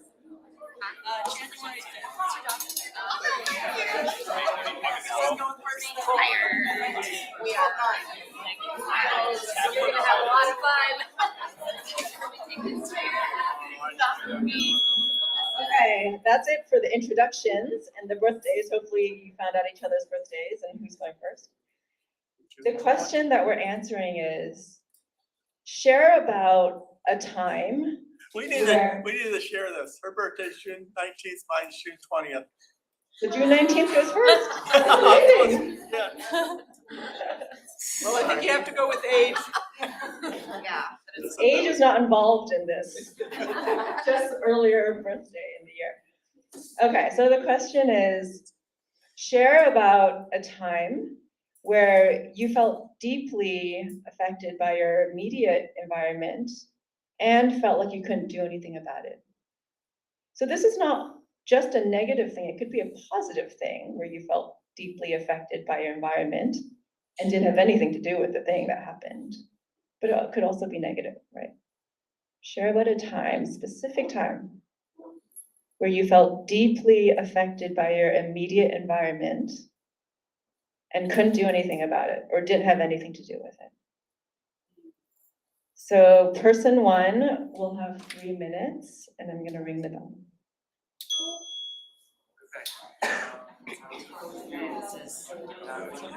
So I'm gonna start with the bad one.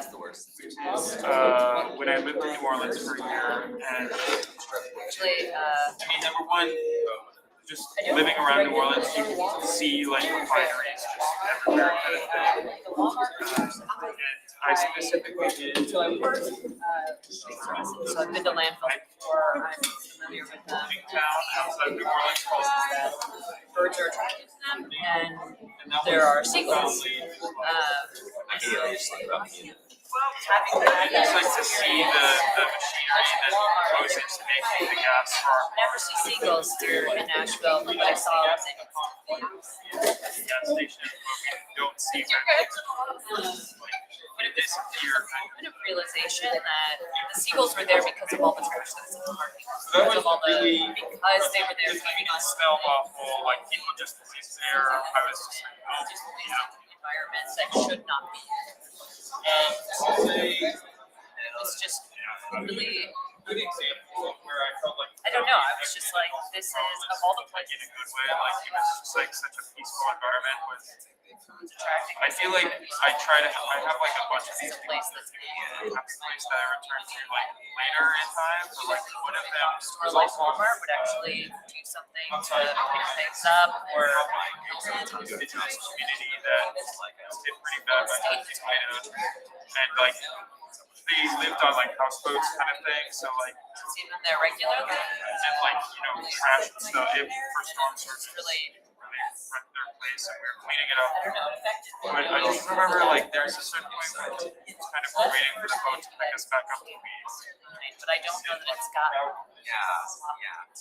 Mad physically expanse of like kind of like yeah, I just remember seeing like marshlands and stuff and like there's this always is like not a tiny tree way out in the distance, but it was just like this flat not near an ocean as well.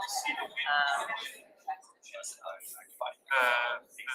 It's just like the swamp grasses. To see like people not taking care of, a place that It felt like just like a, already uses in the community, I mean, it's a resource. the other like Shocked, I was like, favorite. it's kind of like a landfill, that's not right. That's not how it should be. I got there a little late. But I don't know how to get Walmart. The dark blue, like the dark blueness of like evening was starting to fall, but I was under these massive trees and there was no one else around. Like these birds were singing that I've never heard in my life. It was just like, Hermitage, I just heard this story, but oh my gosh, that is my alarm. In the morning. Yeah, so I think those were my. I work with some folks that do stormwater cleanup. Just like clean up some long rivers and creeks and. I forget what the one was, but I think it was like power. Anyway, I guess I hear.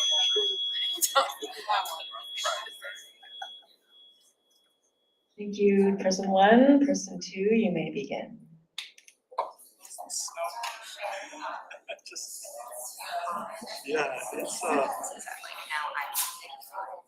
I love snow days. I love snow and I can see snow very often here in Nashville. I'm from Michigan and we have a lot of snow.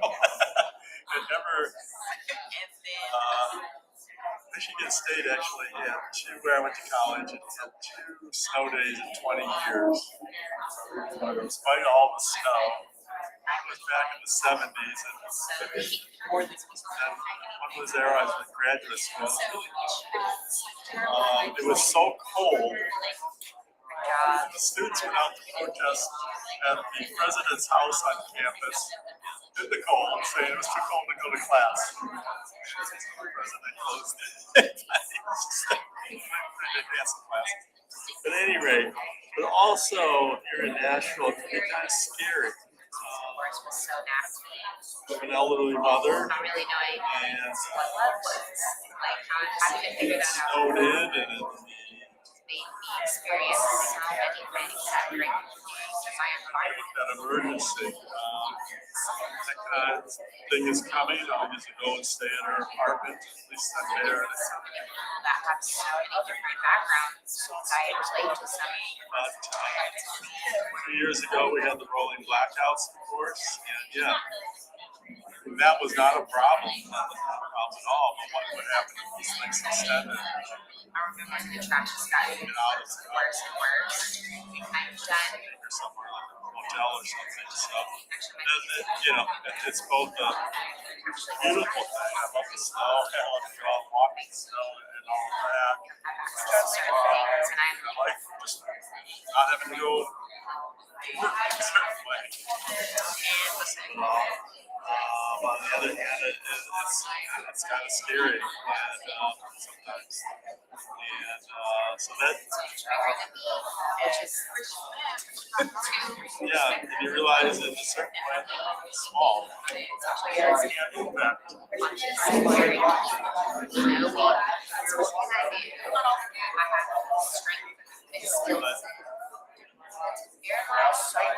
So in a certain respect, Everyone has the ability to be a leader. acting Empowering each other to do that, or like just meeting someone along the way that shows you, wow, like they're doing it, I want to do it, or how can I try to do something that I one hand or impacting it, the other hand, maybe who I am. and it's kind of about it, 5 or 7 years. and all sorts of other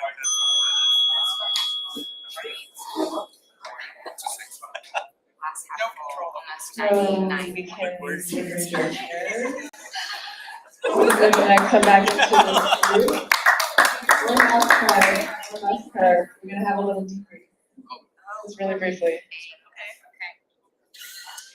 So, we're gonna have a little debrief as a group. If anyone would like to share how that was for you, this different type of listening. And as you share, please make sure not to share anything that your partner shared, just to respect their confidentiality. But I'd love to hear, how was that for you?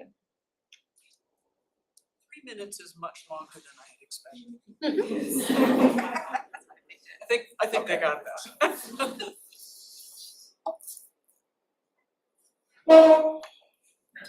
For me, it was hard not responding because I wanted to engage him more or show him that, you know, without the nonverbals, I want to say, wow, really? You know, so I couldn't even express that. So it was just hard trying to keep in how I was really feeling about what he was saying, and I could really connect with him on some of it. How do you feel like that affected your listening? It made me listen more. I actually listened more intently to see more similarities that we had in common.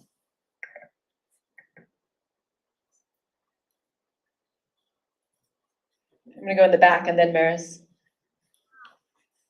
Yeah, I feel comfortable with not responding, but like not physically responding is a hard habit to break.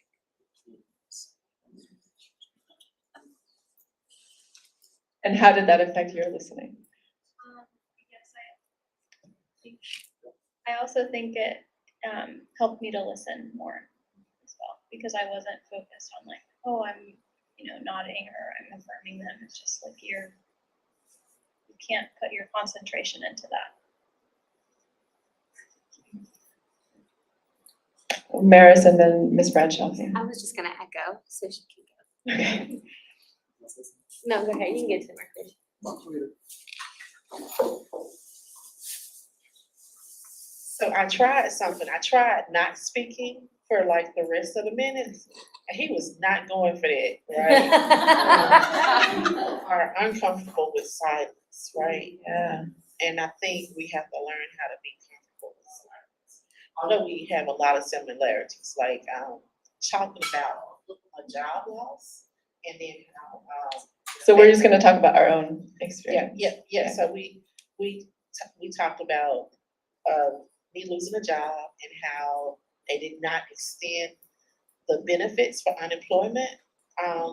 In 2010, I think that was. I'm old, right? But that's what I talked about. And then I wanted to I was like, hey, I'm gonna use this just like to be quiet. And he just went going for it. It was like, no, he wanted to ask more questions, right? How did you overcome it? How did you so he was really listening. But I do know that some people are uncomfortable with silence. Does anyone else resonate with that, being uncomfortable with silence? Raise your hand if you don't like silence. Yeah. Did someone else have a comment? Yeah, Dan, did you? Oh, sorry. Okay, you got it. Sorry, he gave me Sorry, the Marie. mic and I was like, I'm ready. It was hard to leave the story unresolved, because that part of the prompt was something that where you felt stuck or uncomfortable. And I told that story, but then after 3 minutes was up, I was like, but I have more to tell you about how it resolved, but you weren't, it was hard to just sit with the unresolved part, which I think is there's some learning there I still need to sit with. Yeah. Well, want to share one other thing. Our birthdays are a day apart and our basketball teams are playing. She went to UNC and I went to Michigan State. We're playing to the end of. We managed not to get into that, other than finding that out. To me, though, the hardest thing was, I really was very impacted by what she was saying. At the same time, I was struggling at the very beginning with the question of what my environmental thing was going to be. Not so much responding to what she was saying, but I was, maybe if I had a little bit more space, I could have planned a little bit, but my mind was trying to plan a little bit. And so, just lifting that up. I was doing a little bit of planning. Does anyone else find when they're speaking that their mind very quickly jumps to planning what you're gonna say? Yeah. Again, I'll raise it high and proud of doesn't like silence and always planning what she's gonna say next. And I'll add to that too, the funny thing about the Michigan State UNC part, Dan, you kind of opened with that because it was one of the first things. And I had to force myself not to say anything. I was thinking, oh, we're playing tonight basketball. I want to tell him that. And I had to talk my brain down from that and think, I could listen. That something happened. We're gonna put that aside for a second, and I got myself there, and then, of course, also wanted to take a breath and not have him feel like immediately after he finished, I'm like, okay, we're playing basketball tonight, and show that I was actively listening and keep that space even after the timer had officially gone off, because I think that's also important. We have a timer, but then there's still, we can create space beyond the timer and continue that. A lot of intentionality right there.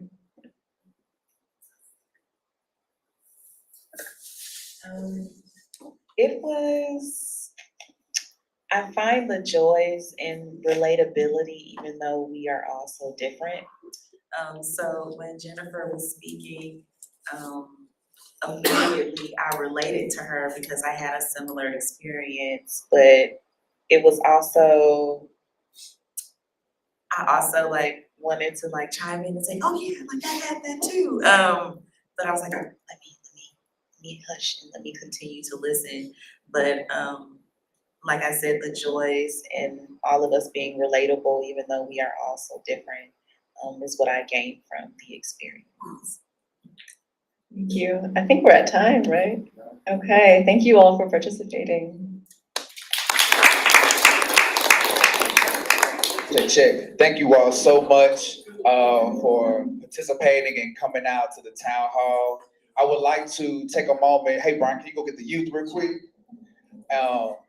As we close out and wrap up, I would like to thank the panelists for everything, and thank our guest speaker, Marquita Bradshaw, for everything. Thank you all here in the crowd for everything. Give yourselves a warm welcome.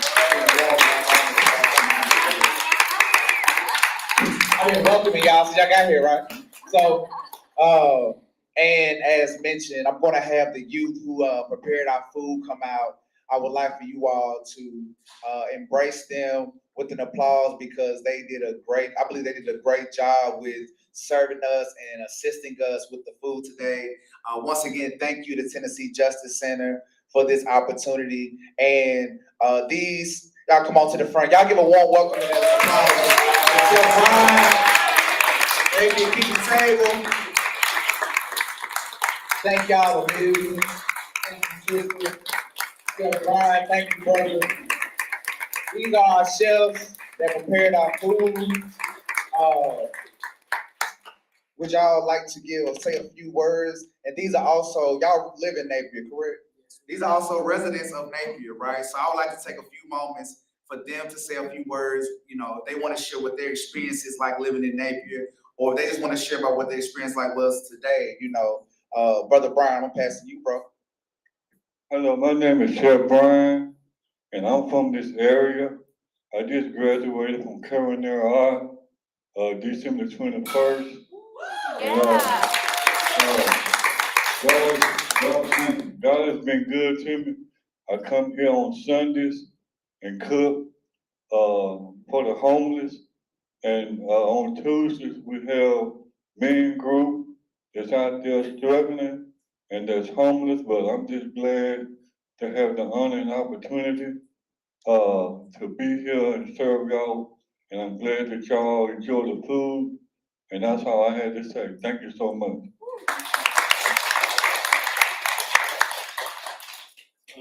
My name is Chef Xavier, and I just want to say thank y'all for enjoying the food and being very nice. Y'all been very kind, and I just want to say thank y'all. Xavier already said that, you know, we appreciate y'all for coming out and enjoying the food. So I will say, I'm Chef Jada. And so besides the food, I appreciate what y'all doing here with the environment and climate justice thing, because as you know, we live in Napier and there's a lot of issues there that needs to be fixed, and I appreciate y'all trying to do that. And yeah, so thanks for coming out and eating our food and having a good time, I guess.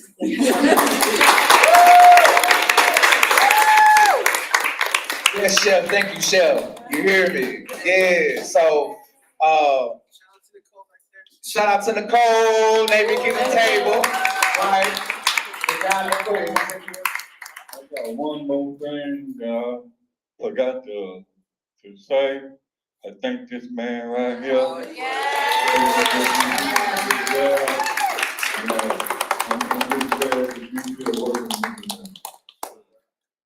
Hey, we're gonna do it again one time. Thank you, leader, for real, man. You showed great leadership today. When you came here, y'all don't know, he was here before me, right? So that's what we wanna see, you know, we wanna see people being punctual, wanna see people, you know, taking their profession serious, right? And also leading by example. So, bro, I appreciate you. You know what I'm saying? It's reciprocated. So once again, I want to open up the floor. If anybody would like to share any feedback on today's conversation, if you do, if you don't, yes, go ahead.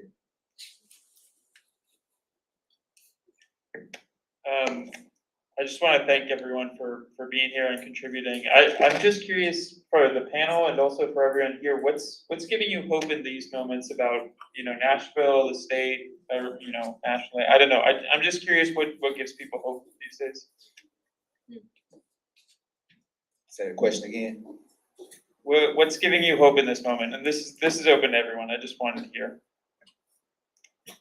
Anybody want to answer that? What gives me hope is seeing the youth involved, seeing the community involved, creating opportunities and being part of opportunities. That gives me hope. What gives me hope is seeing Jada and Dr. E and all the people that are new to this movement and making an impact in such a great way. Like Dr. E, like I really appreciate the work that you're doing. And I'm so glad that you've joined this movement with me. And I'm so glad I'm meeting such new people. Like every time I meet a new person that takes on this work, it gives me hope.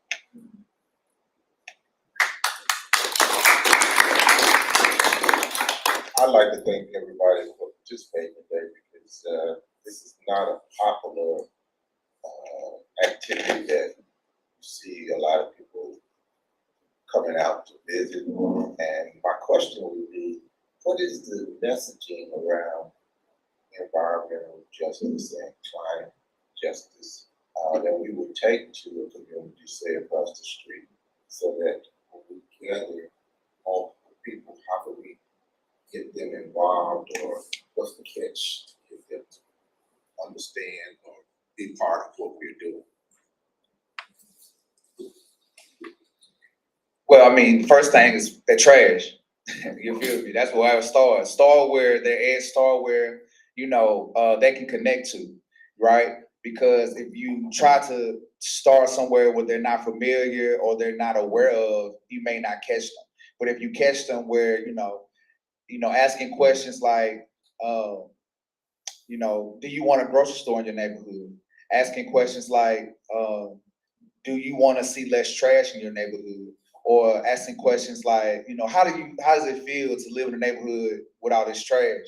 You know, asking questions like that, because just start where you can meet them. That's what I would say. Start where you can meet them, and you can meet other people in different spaces, you know, and in different levels on different things. And then you bring them to where you want them to go. That's how I would approach that question. What's up? And I think for me, and thank you, Ms. Bradshaw. So I've been in now for a year. So I joined So Injustice just last year, January. So I've been doing mental health work, but seeing the relationship between the two, it's like, oh, we've been doing the work. I just didn't know I was doing the work. So just educating the people in that community and all communities. So one thing I've been doing is letting my community know more about gas stoves. And so how many of you here have a gas stove? Be honest. All right, raise hands. Well, just in case you didn't know, this is part of the education. There is more methane that is emitted from a gas stove even when the stove is off, along with other pollutants. So they are going inside of your house. In addition to that, gas stoves emit carbon monoxide and nitrogen dioxide. And those things have contributed to respiratory problems and asthma.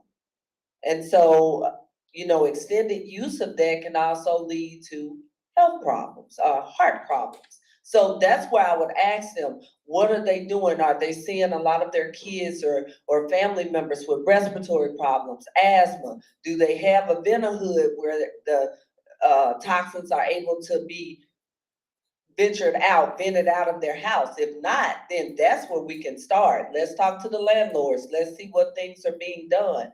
Then let's talk to the legislators, so that way we can try to get those things replaced and with an electric stove or other things that might be of use. So I think meeting them where they are, and like Jaffe said, is trash in the community. What is your drinking water like?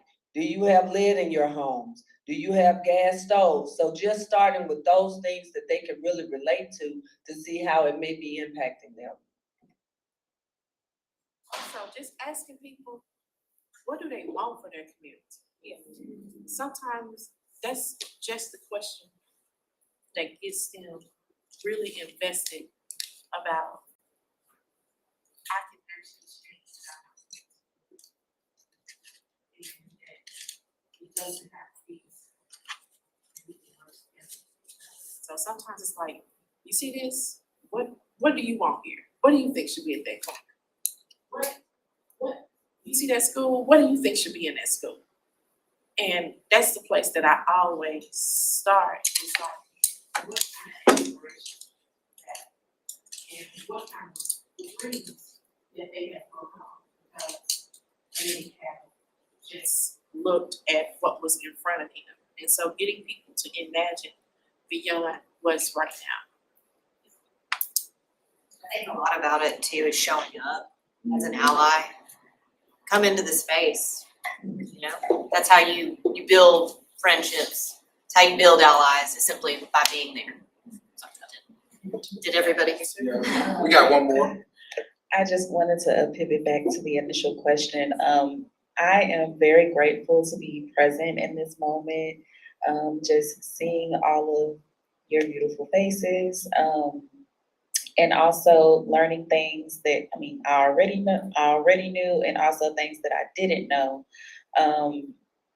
I really am a firm believer that I believe all communities should have a community garden, because of like what Jackie was speaking about earlier, there's not a lot of access to fresh food. And I also believe community gardens can bring about more unity in the community. I think we live in a world of a lot of instant gratification. We also live in a world of technology, and I admire like everyone being present in this moment, putting their phones down, actively listening, and just learning how we can better our community. So hope you guys lead the day with love, and thank you guys for coming. And I want to thank Joshua and Sabrina for holding together.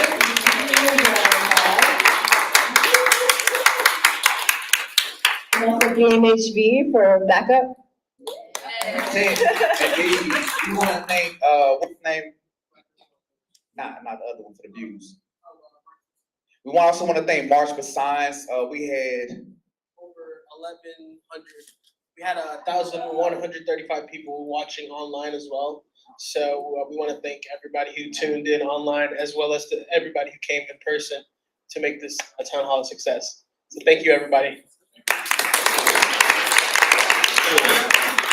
Please visit the website recyclereinvest.org for our next event, which is Earth Day in the Hood, April 20th. This will be a citywide Earth Day event going on in 2 parts of the city at the same time. North side and east side. Earth Day in the Hood, April 20th is our next event. We have a community cleanup happening in the North Nashville area. And we're also going to be showing a film called They're Trying to Kill Us, which is a documentary by John Lewis that focuses on communities of color and why they don't have access to the proper resources when it comes to food, when it comes to dealing with crime and other racial systematic barriers that they deal with. So once again, and we'll be promoting that through our through email blasts and all that good stuff. But go to our website or scan this QR code on this table. Earth Day in the Hood, a citywide Earth Day event that is focused on celebrating the people and the planet, but with marginalized communities. A lot of times we have Earth Day events, but communities like this don't get a chance to get connected to the earth and learn about different environmental education opportunities and organizations that are out here. So Earth Day in the Hood is an Earth Day event that is focusing and prioritizing the marginalized communities. Please come out and support us at our next event. Also, please go and donate to Recycle Reinvest, Tennessee Justice Center, Black Mental Health Village, Tennessee Creative Reuse, Urban Green Lab, and Nashville Sangha. Yes, thank you all again for coming out.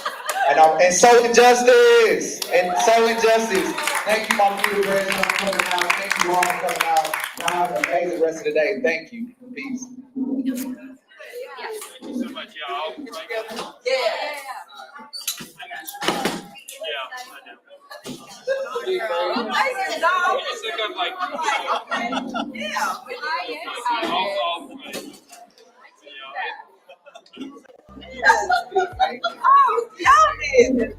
I do